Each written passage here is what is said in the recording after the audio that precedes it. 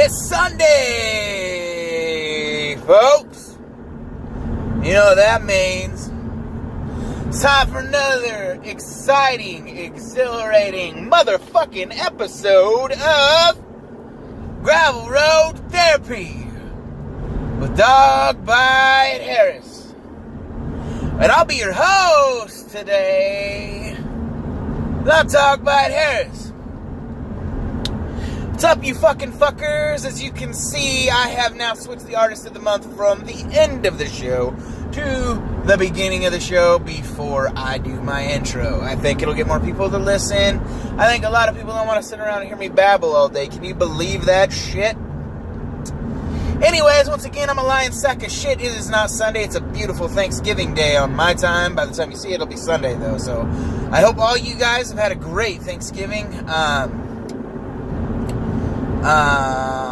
Yeah. So, still a lot going on. We've, one big thing that's going down is we have switched the, Nativity for the Naughty to, it's now a benefit show for Mr. Ryan George. Ryan is a friend of the Stone Evergreen Travelers. He was on a, podcast called the, Honky Tonk Hooligans from back in the day. It was a great podcast. I fucking loved it. A lot of good shit happened there. That's where I met Kevin, actually, through those guys, so, and Tanya. So, it was, Honky Tonk Hooligans, awesome. Anyways, though, we, have switched that to a benefit show for him, and what happened is after the, I think it was the I Hate God after party that the Stone Evergreen Travelers played at El Corazon in Seattle. Ryan was jumped by a gang of homeless folks from the homeless camp that's, across the street and underneath the overpass that's by El Corazon. And they put him in the hospital pretty bad. One of them had a baseball bat, from what I understand. He doesn't look real good. He's out. He got out of the hospital today. This happened last week, I think, so thank God he's still breathing. He was in ICU. There's a lot of shit that was wrong with him because he got beat by a bunch of homeless guys with a baseball bat. So, anyways, there's been a lot of news stories around Seattle about it. For you, those of you that give a shit, I want to set some stuff straight. I can't speak for every Stoned Evergreen Traveler fan, and I can't speak for every person that's ever been to a Stoned Evergreen Traveler show, and I can't speak for every person that's been to El Corazon or been to the Funhouse, but here's what I can say 110%. Is that 99.9% of people that go to Stoned Evergreen Traveler shows that hang out are solid, good-hearted people. And the media was kind of trying to twist it that it was like a yell-off, like some people were giving the homeless people shit, really trying to paint it like it's a homeless person, as the real fucking victim. Which is, it's a touchy, fucking really weird area. Especially when you're dealing with people in Seattle, man. Seattle's such a PC, very, politically correct, which was what PC stands for, but, and they've done a lot to help their homeless out, and that's kind of biting them in the ass. And now a lot of people, I've been a witness to a lot of people being, leave the homeless people alone or do this, we need to help the homeless people more. Well, now it's turning on a lot of those people, and they're like, well, what the fuck, we got to do something about these camps. Yeah, you should have been making your city do it a while ago. The city of Seattle's been fucking slacking on a lot of ends for many years. I live there. I love that city, so I visit often. I have a lot of fucking friends from up there. So, This is just a fucking goddamn... I got a booger, I think. Sorry. This is the city being fucking lazy. And it's... and they've gotten away with it because people think that, you know, it's the right thing to do to help. It is the right thing to help a homeless person out if you can, you know. But just like anything, you can't help them all out. And when you start having people pitch tents in the middle of downtown Seattle, you're asking for fucking problems, man. Like, I could kick around this shit all day long because the homeless problem in Oregon's bad too. And, you know, a lot of it's got to do with mental health. That fucking magic word that we always talk about on here. On Gravel Road Therapy. Mental fucking health. Which I've had my fucking dose of very highly this week. I'm not even going to go into it. I don't really want to talk about work. But let's just say that the fucking state of Oregon handles shit really fucking shitty. And usually, when it comes to policies and shit like that, there's not a lot of difference in between Washington and Seattle. Washington's a little more expensive, likes the tax a little more. That's about it. But we need to start helping people that are fucking mentally ill better, is a lot of it, you know. These people can't fucking take care of themselves, so they end up on the goddamn street. It's not a fucking lazy issue all the time. It's not that fucking easy.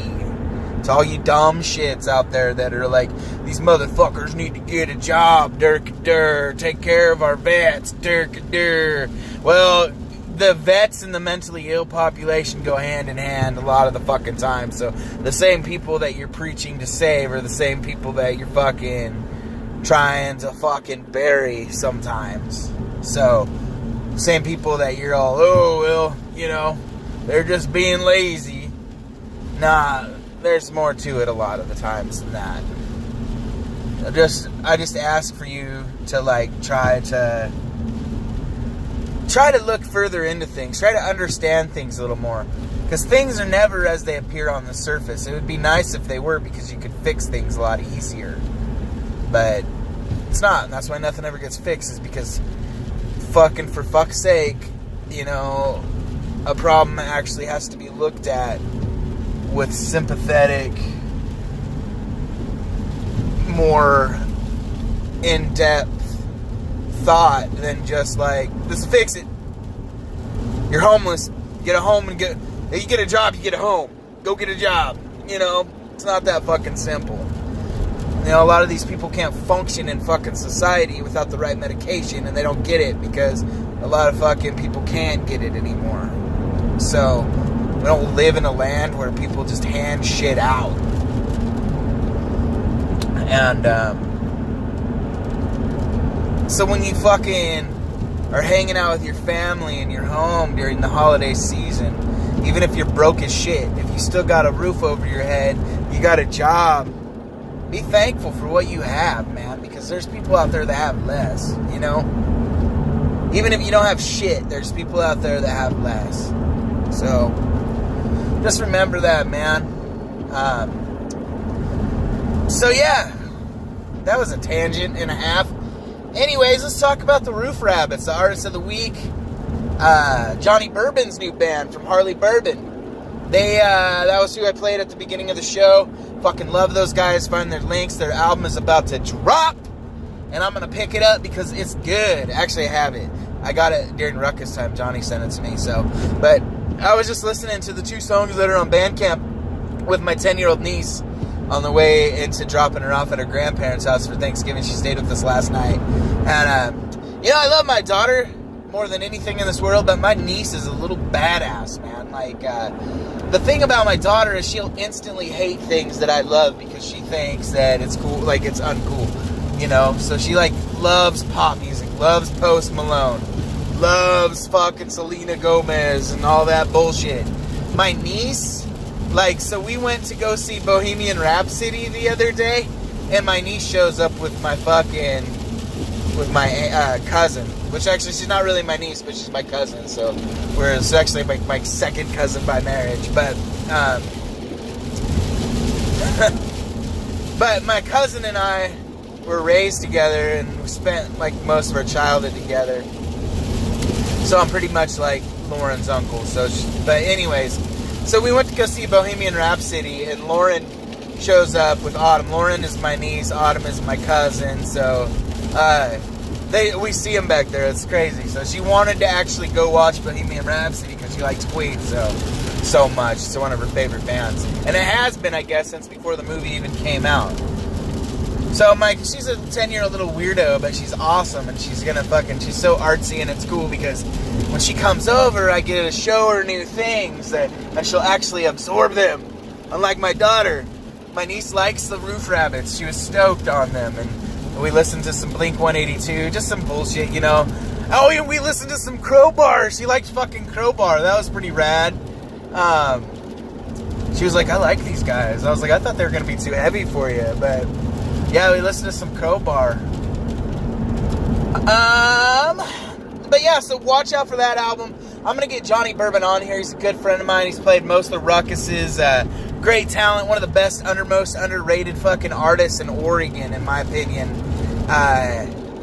You don't hear much about him. You hear about, like, Larry and his Flash. You hear about whatever. I don't fucking know. Whoever's out these days. Blah, blah, blah. I'm always the underdog, so I don't really give a shit who's popular these days, to be honest. But, Harley Bourbon is great, man. Good band. Great band. And the Roof Rabbits are also fucking awesome. So, I'm really happy to see Johnny's putting out new music. Let's see. What else, man? We got... We're working on the Cheatin' Hearts album. We're really close to the Cheatin' Hearts album being done. Really close. So pre-orders went up Thanksgiving. We were doing a Black Friday sale. $5 CDs. It'll probably still be up when you see this, but I'm taking it down, man. I'm not leaving the fucking shit up. Our time and our art is worth more. Also, all of our stuff will be on... available for streaming soon, and for digital download. We all the Ruckus and the Record stuff, most of it anyways. I still got to do some I still have to do some negotiations and explain things to some people, but for the most part everybody's in right now. Some Evergreen Travelers might do their own digital stuff. I know they're working on it, but we'll see what happens. I'd like to keep all the music from the label together, but, Stone Evergreen Travelers are a little engine that could, so I kind of let them do whatever the fuck they want to do.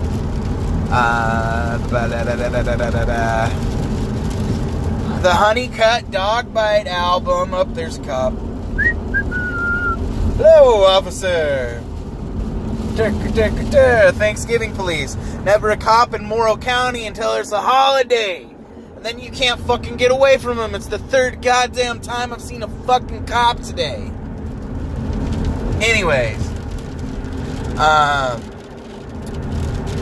Ruckus and the Records. Digital download. Should be coming soon. James Honeycutt Dog by Harris Split. Live from Ruckus and the Boonies. Should be here by the end of the week. Which means all your pre-orders will go out when it gets here. And I'm including a special little gift for everybody that pre-ordered and waited so patiently. Then we interviewed St. Chris this week, man. That was fucking great. It was good to hear from St. Christopher. Oh, yeah. So also, I'm going to be starting to do a wrestling podcast. We're going to do it by the phone like we've been doing the double talking episodes for now, until we can figure some stuff out. I'm in the process of getting a computer so I can start editing things. But hopefully the YouTube channel should be getting a little spruced up. I want to try to get a little more professional, if you will. But yeah. Awesome, man. Anybody who wants a good show to watch on YouTube, and you're into video games, which I'm not even that into video games, but I found this show, and it's, most of you probably heard of it because they've got like 1 million subscribers, but it's this show called Game Chasers, man. I've been really digging that a lot lately. That's about a bunch of guys that go around and try to find deals on games and stuff, and it's really bringing me back. Like, I want to go out and get all my old consoles so I can play shit like Jet Moto and like cool fucking old PS1 games, man. Because, I mean, these little consoles they're bringing out with all like the random games on them and stuff, I mean, that's cool and all, but like, it's not the same as like, you know, there's always missing some games, you know, like the Nintendo. I can think of 1 million fucking Nintendo games that I would rather fucking, that I would rather play than the ones that are on that little Nintendo Mini thing. And then same with the Superman, like, they're cool, a lot of the games are good, but man, I want to play like Treasure Island, or Rainbow Island and stuff, and I want to like, play, let's see, there's all kinds of fucking great games, man, that they don't mention ever, especially on PlayStation, too. I mean, that's where, like, I liked Nintendo and stuff as a kid, I really did. I went through a big Nintendo phase, went through a Super Nintendo phase, but I really got into games when PS1 came out. And then I kind of fell out of it, like, and you know, like, I wasn't even into games as much as my friends were into games. Like, Alexis, back when she was Chris, was, like, really into games. And Tyler Henderson, all my homies were really into fucking N64 and PlayStation games. It was just a goddamn 90s. The late 90s. The mid 90s. Great time to be alive, man. We need some more of that. We need to fucking make internet dial-up again. Nah, because then I couldn't do this show. Like, but at the same time, you know what I'm, like, it's really fucking hard. Our society just has everything, you know, pretty much. It's like, okay, cool, like, you want this song, you got it. I remember just thirsting over songs, man. But just like wanting to hear a fucking song, you listen to the radio for hours just to hear it, because you couldn't afford the $15 to go buy a fucking goddamn CD from wherever. And if you're from my town, most of the time they didn't even have it because you had to go to Murray's. Murray's started carrying CDs about the time I was like 14, 15. Because they were like, I would come in and I'd be like, hey, can you order this fucking CD for me? So they were like, hey, this kid is ordering CDs. Let's throw some of his kind of fucking music in these fucking cases and see what happened. And they started fucking selling. And then, you know, I was also the reason the whole parental advisory sticker, they started enforcing the rule that you had to be like 18 or 17 to buy a CD with that sticker on it. So, I was the reason they enforced that as well, because eventually they were like, I tried to buy Marilyn Manson's Hollywood, and they wouldn't sell it to me because he was like crucified on the cover. So they changed it then. But you know what? I just went across the street to the store, found one of my older friends, and sent them over there and bought it. And they bought it for me. So it is what it is. It's a good time to be alive, though, I'll tell you that. Playing video games, listening to CDs. I wish life was like that now. It is. I guess it kind of is. You know, I've been playing the new South Park game on Xbox One. And, it's fun as shit, so. Anyways, let's see here. What else can we talk about? That's about it, man, really, for label shit. And then we got, you know, we talked about Nativity for the Naughty. By the time this airs, the, show will have happened for, you know, the 4th annual Ruckus Razor will have already happened, so. But yeah, man. It's Thanksgiving time. I'm gonna turn around, head back home.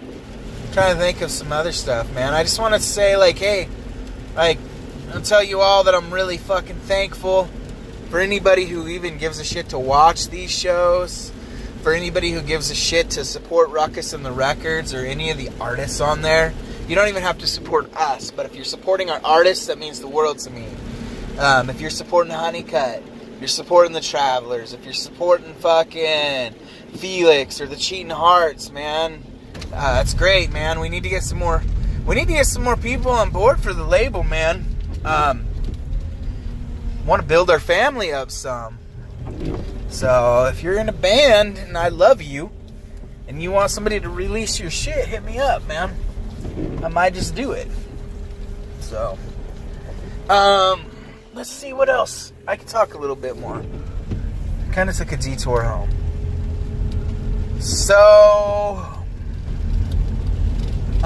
what else? I'm thankful that we got the fuck out of that shitty fucking trailer we were in and moved into our house with decent landlords that are nice and do things. And then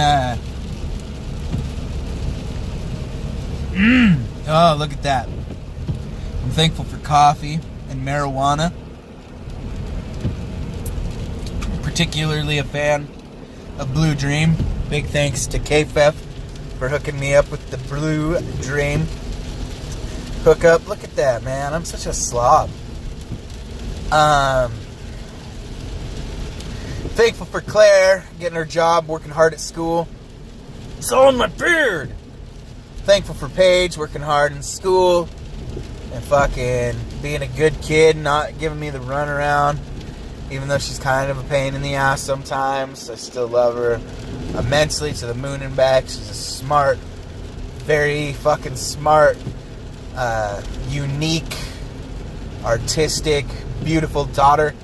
And I love her more than anything in this world. Love, love, love. I'm very proud of her. Thankful for a fucking family. Thankful for my mom. And thankful for the kids that she's taking care of. My new little brothers and sisters, if you will, I guess. Thankful for my grandmother.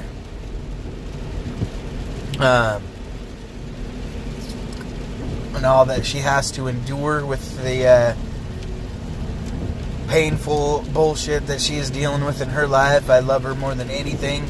I wish I could help her more. Thankful for my Aunt Doris.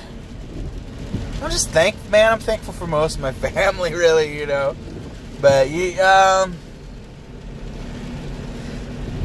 I'm thankful for... I'm going around a big corner. Thankful for Amazon, so I can do most of my Christmas shopping online and don't have to fucking rip people's faces off in Walmart. Thankful for my new job, man. They're really great. They hooked me up with like $500 worth of bonuses this week,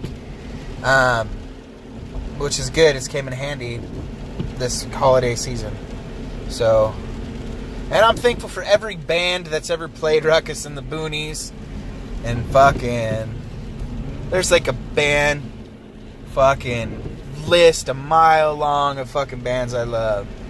Pine Box Boys, Black Eye Vermilion, Whiskey Dick, St. Christopher, you know, and I've already professed my love to Stoned Evergreen Travelers and James and Felix. Felix got fucking married today! Congratulations to Felix and Luis. Felix is married. He's very happy, appears to be anyways. And Luis seems like an absolute sweetheart of a gal.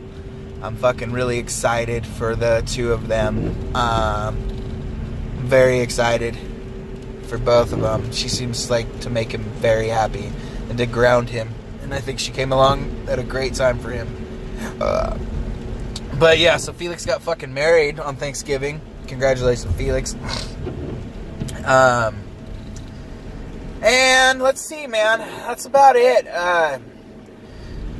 Next week on Double Talking, we have Mr. Joshy P from Moonrunners Radio and Moonrunners Music Festival. We'll be talking a lot about that and what he's been up to. As you saw this week, he also pre-orders for Moonrunners is up now on yeah, pre-orders are up now. So grab your ticket to Moonrunners in Chicago, and you can see myself, Stone Evergreen Travelers, Black Eyed Vermilion. There's a lot of fucking great bands. Roger on Wade's playing. It's going to be fucking awesome. So I'm really excited. Like I mentioned last week, very excited. You can get your tickets now. And we're going to sell that fucking place out through hell or high water. So yeah, we'll have Joshy P on. Me and Joshy P go way fucking back too, so this should be about as good as St. Christopher. Me and Joshy used to do a lot of podcasting shit together back in the day. But yeah, so be out on the lookout for that.